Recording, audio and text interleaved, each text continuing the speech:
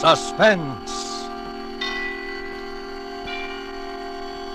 Tonight, let's bring you Miss Fay Bainter as star of The Lucky Lady, a suspense play produced, edited, and directed by William Spear. Suspense, radio's outstanding theater of thrills, is presented for your enjoyment. Bring you Fay Bainter in a remarkable tale of Suspense. When the police accused George with the murder of those young actresses, I took up for him till the very last. Of course, I should have known better because Lady Susie didn't trust him, and Lady Susie is a smart cat. She has a way of picking winners among humans. On the surface, George didn't look like a criminal, big and gruff. There was nothing unusual looking about him, except his hands. Still, that peculiar antagonism between George and Susie from the very first day he came to work for me at rehearsal house. It was a dismal afternoon. The rain had been pouring steadily for hours, and in the unreal half-light of the old brownstone parlor, those blunt, twitching fingers seemed grotesquely alive with evil. I was frantic, or I probably never would have hired him. What's your name? George. George? George Smith. Married? My wife's dead. Oh. Any children? One, a girl. Where is she? Dead. Oh? I don't talk about it, Mom, ever. I see. Any references? No, but I'm a good worker. Goodness knows that's what I need. You'd want me to stay on the place? Oh, yes, indeed. There's a small room down in the cellar that our last handyman used before he went to the munitions factory. It's quite comfortable. Come along, I'll show it to you. You showing me the room? This means I'm hired? Well, for a while at least. Of course, I don't like your not having references, but with the men's shortage... You won't regret hiring me, Mom. Well, in a girls' boarding house, we just do need a man for the heavy work. There's always the furnace to tend to. Only girls live here? Young actresses. I was one myself years ago. Actresses? Yes, poor dears, they don't have an easy time. That's why I opened this boarding house, just to help them out as much as I can. Actresses? Pretty ones? Here's the door to the cellar. Now, watch your step. Anybody home but you? Just me and Susie. No, you don't have to take my arm. Just hold on to the railing. It's a cat! A cat! Get away! Get away! Stop kicking my cat! Devil scratch! Stop it, I say! Susie, come here! Mr. Smith, what do you mean? I'm sorry. I never liked cats. They bring me trouble. Then obviously you're not the one for the job. But I gotta have this job. Not if you're going to treat my cat that way. Why, this whole house revolves around Lady Susie.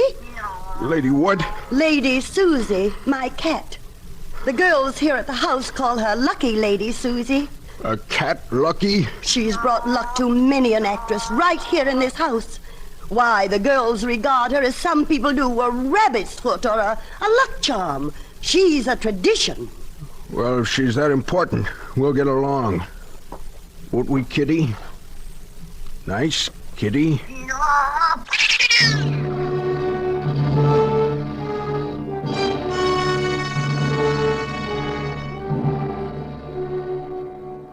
No, I wouldn't have hired George, but I had to have a handyman. But I think I realized right then that he was no good for the house. Even if he was startled, that was no excuse for a great big man to kick a harmless little pet. My mother always said, any man who isn't kind to animals is not to be trusted. But what with the war and... Well, George was a good worker. However, he and Lady Susie never did get along. Odd, too, because she was friendly with everybody. By strange coincidence, girls that she'd scratched in a playful mood had achieved fame in the theater soon afterwards. So Lucky Lady Susie was pampered and coaxed by the young hopefuls at rehearsal house. The girls usually stopped by my parlor for tea every afternoon before going up to their rooms to change. Of course, Lady Susie was always here. More tea, Alice? No thanks, Miss Plim. You, Jane? Half a cup, please. You may get me out of this blue mood. Here you are, Jane. And your usual cream. Thanks. Come here, Susie, and sit on my lap. Oh, if you just bring me a little luck. Now, Jane. Oh, I'll never get anywhere in the theater. Just keep on plugging, dear. You'll make it. Did anybody hear how Diane came out with a reading? Well, she should be home any minute now. Poor dear, she's worked so long for a break. Well, haven't we all? Oh, but Diane will get along. I'm sure of it. Well, she got the good luck token from Lady Susie last week. Girls, you darling. Diane! I made it. I got the prize. No, dear, now tell us all about it. Please. Oh, it's all because of Miss Plim, the guardian angel of struggling young Who actresses. feeds us 3 meals a day and never submits a bill. And has the most wonderful cat in the world. Susie, you know, don't you, that you're making me a famous actress? Now, Diane, Susie just gives you confidence in yourself. There's nothing to the superstition Oh, that's... yes, there is. One tiny scratch from Lucky Lady and success is inevitable. Why, only last week she scratched Diane, and now look, she'll be a star overnight. Oh, yes. I think it... I'm very happy for you, Diane. Thanks. Oh, Susie, why don't you scratch me? Just a tiny scratch here on my hand. Oh, Here's your girls, tea, Diane. This part, oh, thanks. Fire feels good on a day like today. Come here, Lady Susie. Let me tell you about my part. What's wrong with Lady Susie? Susie. Just keep talking, girls, Listen, until I get over to the door. I've got to tell you, it's the most... I thought so. George, what are you doing up here? I come up to see if you wanted more wood on the fire. Why didn't you knock? I was going to, then I heard Miss Diane talking. Hello, Miss Diane. Hello, George. So you got the part you wanted. That's fine. Oh, yes, George. Isn't it thrilling? You'll be a great actress, Miss Diane. Nice kitty. Hush. That will be all for now, George. But if you'd like me to fix the fire... When we need more wood, I'll call you. Yes, Mom. Good evening, Miss Diane. He knows everything about us, doesn't he? I don't like it. The idea, his listening at the door. Oh, come on now, Plim. He's harmless. He's lonely. Poor man does everything he can for us. You trust everybody, Diane. Too much. Well, it does seem safer with the man in the house. There's something sinister about him, and Susie doesn't trust him. The way she claws the rug and that strange yowl of hers whenever he's around. I wonder why she does that. Could be a warning of some kind. Just be careful, girls. I don't want anything to happen. Oh, Miss Plim, thanks to Lucky Lady Susie, nothing but good can happen to me from now on.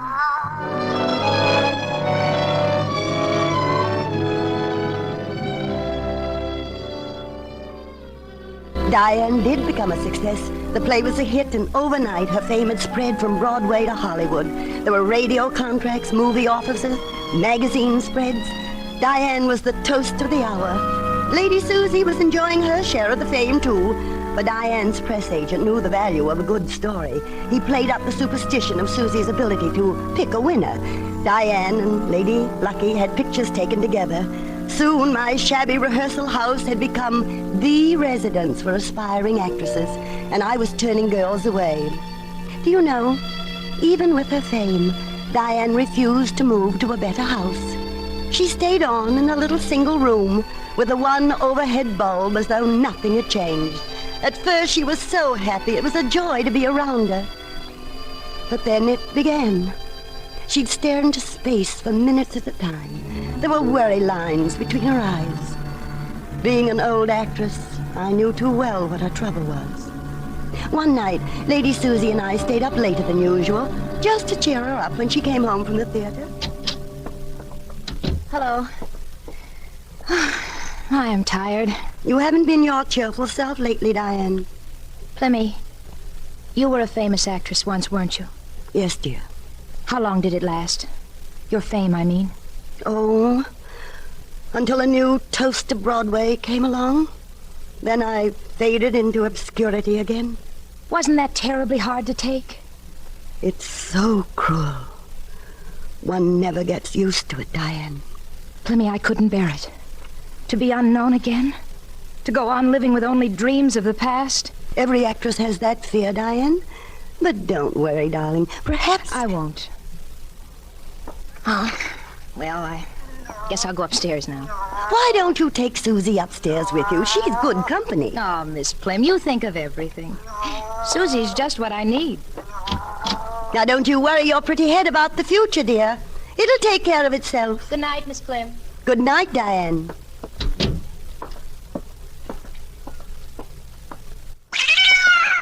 Diane. Oh, George. I didn't mean to scare you. Oh, it's so dark out here in the hall. I didn't see you. You like that cat, Miss Diane. Oh, Susie's a good luck cat. Cats bring nothing but evil. You're up late, George. I stay up lots of nights till you come in. Oh? You're so pretty, Miss Diane. Your hair, your face. You walk nice. George, you shouldn't... Susie, hush. She always yowls that way. She don't like me, Miss Diane. She's just like the cat my daughter had. Your daughter? You make me think of my daughter, Miss Diane. She was pretty, too. She was killed.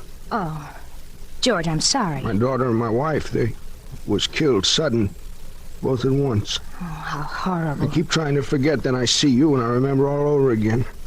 George, you mean I that heard what you were saying to Miss Prim. You're worrying about your fame lasting. Miss Diane, you'll be famous as long as you live. I know you will. Thank you, George. Now, good night. Night, Miss Diane.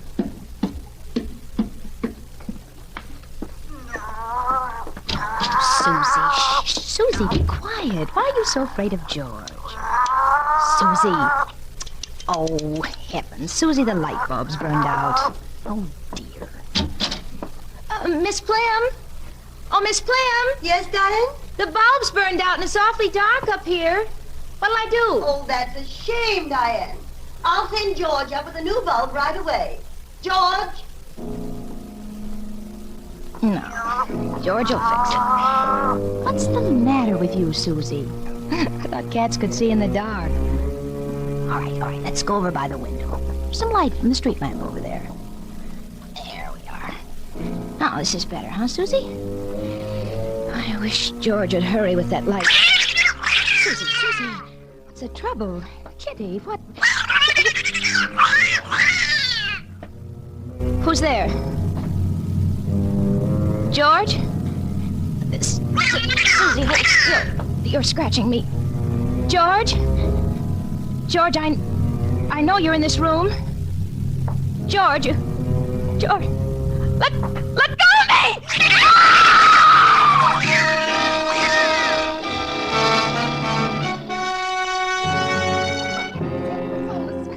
Of course, we all heard the screams coming from Diane's room, and I rushed upstairs at once.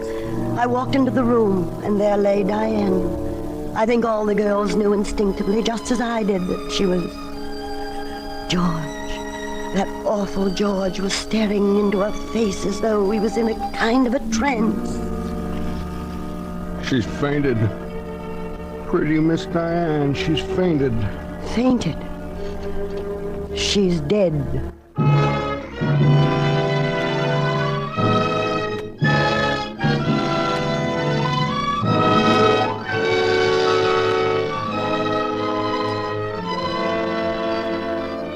For Suspense, star Fay Bainter in The Lucky Lady by Ruth Bartlett Vemick. Radio's outstanding theater of thrills, Suspense.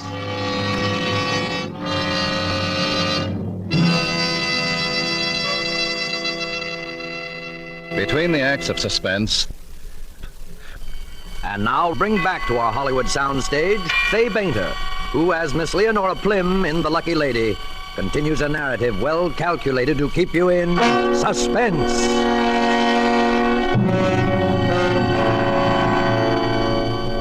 It was certainly a sad and dramatic scene as we all stood there in Diane's room looking down at her, even more beautiful in death than she had been in life. George had that awful, vacant look on his face. Dead? She's dead? George, what happened? I sent you up here to fix a light bulb for Miss Diane. Then I heard a scream. What happened? When I came up, it was dark. She left the door open and I stood in the room. I could see Miss Diane from the street lamp, but she couldn't see me. She was talking to the cat. I didn't mean to hurt her. The light was shining on her pretty hair. I just tried to touch it.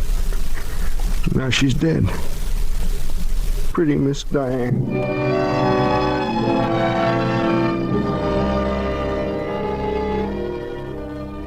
There were no signs of violence, no unusual marks on her body. Diane lay as if she was asleep. When you police came, you were sure at first that poor George was guilty, but you could find no evidence to back up your suspicions. Besides, even though we didn't like him, everybody in the house took up for George. The girls just couldn't believe that he was guilty. Then, too, the next day, a suicide note was discovered. The inspector found it between the pages of a recent success story about the lovely young ex. It said, "I don't know how much longer the success is going to last, but I do know I couldn't stand being a nobody again. Just any day now, I'll be taking my final curtain call voluntarily. For only through death can an actress achieve lasting fame." The note was signed, Diane. Later, it was announced to the papers that Diane Carville's death appeared to be suicide. However, before this announcement was made public, the inspector had paid me a visit. It's about George, Miss Plim. Yes, Inspector? The state's attorney is satisfied with the suicide verdict. But I'm not. But, Inspector... The screams George found in the room, it doesn't make sense that Diane Carver killed herself. Yes? But I can't prove anything. There's no evidence. Just this uncanny hunch. What do you want me to do, Inspector? Look, I want you to let him go on working here as though nothing had happened. But, Inspector... Let him know you think he's innocent, that the case is closed. I can't see Give him how... plenty of rope. If he's guilty, he'll hang himself. Inspector, the safety of my girl... Yes, it's dangerous, possibly. On the other hand, he may be innocent. There's no evidence. No evidence. When his wife and daughter died, there was no evidence either.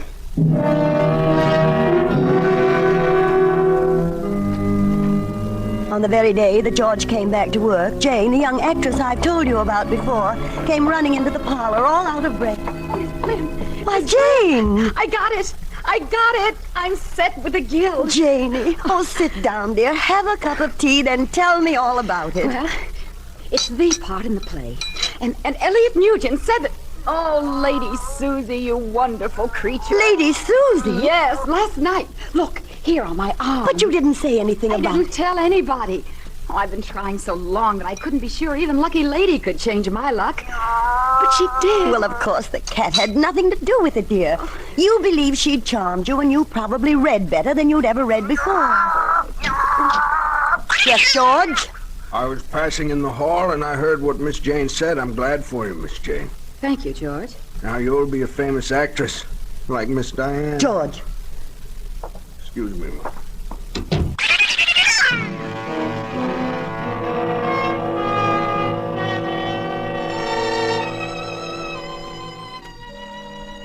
Well, it happened to Jane, too. Just as Diane had done, Jane became the toast of the town. Then, right at the peak of her career, she died, mysteriously, and at Rehearsal House. There was the burned-out light bulb, the horrible yowling of Lady Susie. But this time, George disappeared before the police arrived. A citywide manhunt began for George. And in the meantime, just as I'd done for Diane, I wrote a letter of condolence to Jane's parents, sending all the newspaper clippings, telling them what a blessing the poor child had succeeded in her life ambition before such a dreadful thing had happened. Jane's mother sent me a long, appreciated letter as Diane's had done, and I pasted the two letters side by side in my scrapbook. It was about the 6th day after Jane's death that the inspector called me on the phone. Now listen carefully, Miss Plim. What is it now, Inspector? Are you alone? Yes. Listen. Lock yourself in your room and stay there until the police car arrives. A man who looked like George Smith was seen in your neighborhood a few minutes ago. Oh, Inspector, There's no time to talk. Lock yourself in. It may be your life next. This man is dangerous. But I've never handled a dangerous man before. Don't, under any condition, leave your room. He's probably sulking through your house right now. Oh, dear, That's all, Miss Plim. But, Inspector, oh, dear. All alone. Well, naturally, I was frightened, realizing that even at that moment, a criminal, or worse, a maniac, might be under my own roof. When the inspector hung up, my mind was confused, my heart thumping like a washing machine. It was then that I heard lucky Lady Susie. She was howling the way she always did when George was about, but it was even worse than usual, for now she sounded as though she were fighting in pain. The sound was coming from the direction of the cellar where George's room had been. The warnings of the inspector forgotten, I ran down the hall toward the cellar door. All I could think of was that my poor little cat was probably being tortured. Susie! Lady Susie! Susie! I opened the front door, then I stood there weak and chilly all over. For there was George, angry as I'd I'd never seen him with his big hands. He was trying to push poor Lady Susie into the furnace. She was writhing and scratching with all her might. You at last! The first minute I came to this house, you brought nothing but bad luck. You made everybody mistrust me. George! George, drop that cat this instant! Miss Bram. George, I'm ashamed of you. Poor little Lady Susie. Oh, you poor, poor little pet. Come here, kitty. There. But George, I'm terribly angry with you, any grown man who would try to push a poor little helpless kitty into a burning furnace. The cat's brought nothing but trouble. Oh. Why, George, you don't look so well. The cat would be better off dead. It's brought nothing but evil. George, why don't you come upstairs? I was just making some tea. Tea? Come along, George. We'll talk it all over in the parlor. You know, the police are after me. Of course, George. But they'd never think of looking in my parlor for you. They blame me with Miss Jane's murder. All right, let's get the tea over. We'll just let it steep a second. George, I can't forgive you for trying to kill my cat. Why would you do such a cruel thing? I hate cats. They're evil. I understand you're a dangerous criminal, George. What do you prefer, cream or lemon? A creamer. It was my daughter's pet cat that turned over the kerosene lamp and set the house on fire. My wife and daughter were burned. I got the blame. There's your tea. Nice hot cup. Just the same, George, you shouldn't have mistreated Lady Susie. I'm going to turn you over to the police, you know. How's your tea? It's bitter, Mom. I don't like tea. No, don't turn me in, Mom. I tell you, I gotta get that cat. She got me in all this trouble. Drink your tea, George. Drink your tea. Yes, Mom. Come on, open up in here. Is that the police? Yes, George. I'll have to let them in. I've got to get out of here. My head out. My goodness. George is dead. Oh, well. Oh, don't tear the door down. I'm coming.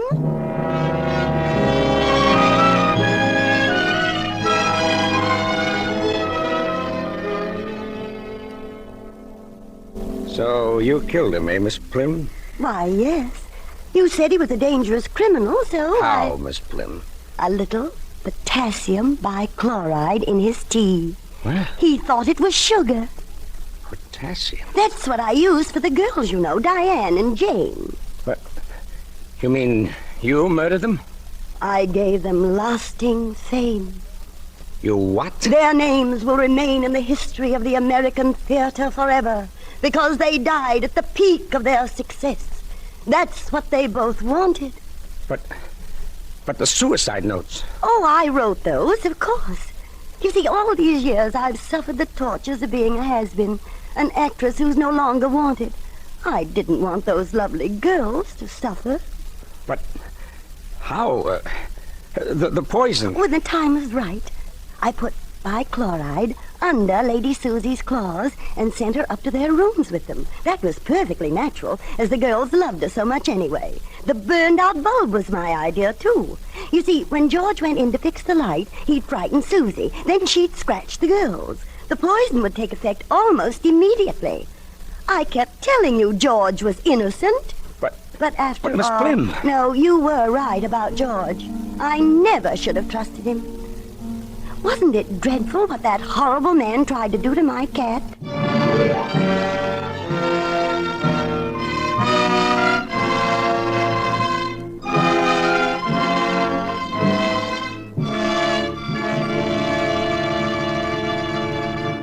Suspense.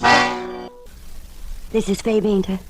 It's been a pleasant and stimulating experience as usual to make an appearance on Suspense, where an actress never knows until she's read the very last paragraph whether she's a deep-dyed villainess or a lady in jeopardy. Next Thursday, same time. Suspense, radio's outstanding theater of thrill. Produced by William Spear.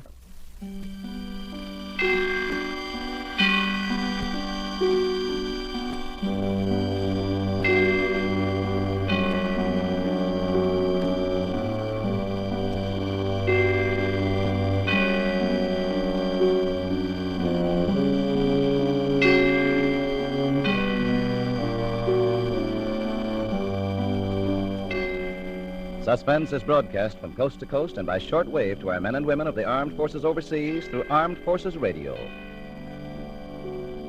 This is CBS, the Columbia Broadcasting System.